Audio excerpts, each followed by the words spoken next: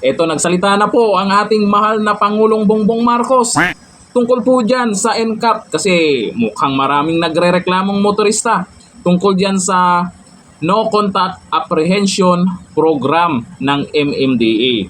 Ngayon, sabi ng iba ay okay naman daw. Pero, laging may pero. Okay sana, pero maganda sana, pero bago yan, na pag-usapan natin yung mga pero-pero ng mga riders at karamihan dyan, ay pakinggan muna natin ang sinabi ng ating mahal na Pangulo tungkol dyan. Ito ang video. In principle, agree ako dyan sa no contact. Agreed ako dyan. Magandang layunin yan. Ang layunin yan is yung traffic, yung masundan ng rules of the road na hindi tayo kung ano-anong yung ginagawa natin. And then, bawas yan sa corruption. Di nga, bawas corruption daw. Eh, bakit yung sabi ng iba ay mukhang malaki ang nababayaran nila pagdating dyan sa NCAP na yan? Tapos, saan mapupunta? Sana Yan, all. ang tanong ko lang ha. Ito po ang mga pero-pero ng mga netizens tungkol sa NCAP. Sana makarating po ito sa ating mahal na Pangulo. Eto. Ito ay siguro, hindi po siguro alam ng mahal nating Pangulong Bongbong Marcos kung ano po talaga yung realidad sa lansangan. Kung bakit, maganda naman, pero bakit may nagre-reklamo. Ito sabi ni Mark Anthony Di Padua Ferrol. Ayan, sabi niya, tama naman. Kaso, hindi pero kaso. Dapat nag-iikot ka, sir. Check mo sitwasyon ng mga kalsada kung maayos. Kung maayos ang mga marking, kung walang illegal parking at illegal vendor. Huwag puro vision lang, tingnan din ang sitwasyon. Real talk yan. Yan po ang katotohanan kung ano po yung nasa lansangan. Sabi ni Ruel Amoto Albano, maglagay ka ng motorcycle lane. Yan ang unahin mo, hindi yung kita ng NCAP. Sana Kita ng NCAP. all. Tingnan nyo naman. Kasi po, talagang malaki po talaga yung babayaran nyo dyan pag na-pack kayo ng kamera. Sabi ni Corix, dapat meron ding accountability kapag mali ang huli. May nagkakamali pa pala dyan. Naranasan ko na yan nung unang ipinatupad yan at malaking abala. Sasabihan ka lang ng sorry.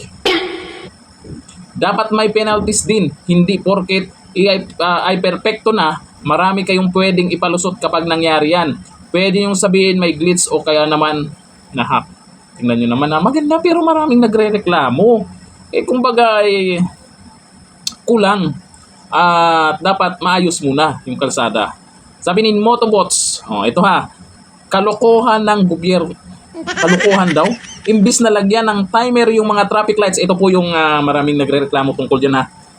Imbis na lagyan ng timer yung mga traffic lights sa kalsadahan na may NCAP, ang ginawa, pinatatanggal pa. Ako, mahirap yun. Biglang tatakbo ka. Tapos hindi mo alam kung magwa-warning na. Kasi hindi mo alam kasi walang bilang na 10, 9. Hindi mo makikita kung malapit nang mag-stop. Nako. Kung serbisyo nga ang gusto nyong ibigay sa mga tao, parang kabaliktaran ata yung nangyayari. Muna sa Santa Mesa, na may timer ang traffic light kahapon, pinatanggal lahat ng timer. Tama ba yun? Tanong lang naman niya, tama ba yun?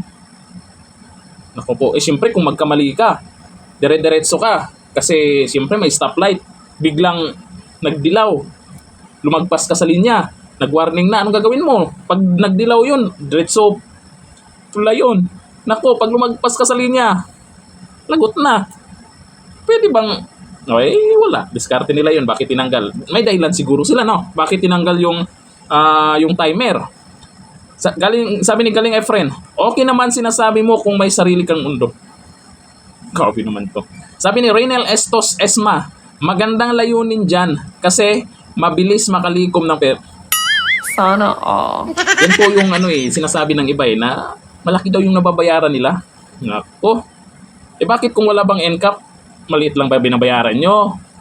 Sabi ni Bellord Eagle, try mo muna Mr. President, umikot buong Kalakhang, Maynila. Kung maayos ba ang traffic sign, traffic lights, timer, at iba pa. Siyempre, yung mga motorista po natin na bago sa isang lugar, ay walang maayos na traffic sign. Tapos, kagaya niyan, mabilis yung takbo sa isang highway. Siyempre, sasabay ka lang, ikaw babagal-bagal ka. Mabilis yung takbo, sabay may stoplight na hindi mo naman ma-estimate kung malapit nang mag-stop o hindi kasi walang timer. Di ba? Yan po ay maganda. Maganda din naman talaga. Pero, may pero at may pero. Ikaw, pabor ka ba sa NCAP? Comment tayo dyan. Hanggang dito lang. Thank you. Bye-bye.